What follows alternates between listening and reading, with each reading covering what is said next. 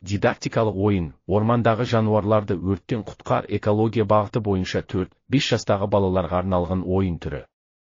Мақсаты, балаларға табиғаттағы жануарларды қорғауға тәрбиелеу.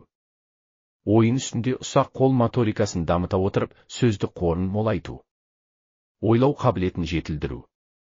Ойынның құрал жабдығы, өрт болып жатқан орманның және жасырын тұрған жануарлардың суреті, ұсақ қиылған судың және жабайы жануардың суреттері.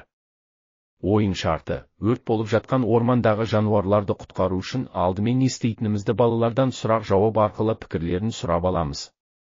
Алдымен өртті сөндіру үшін отты сумен жауып өшіреміз. Одан кейін жасырын тұрған жануарларды тауып, өз орнына жабыстырғыш көмегімен орналастырып шығады. Қауіпсіздік ережесі, бөлшектерді ауызға салуға, майыстыруға, жабыстырғыштарын жұлуға болмайды.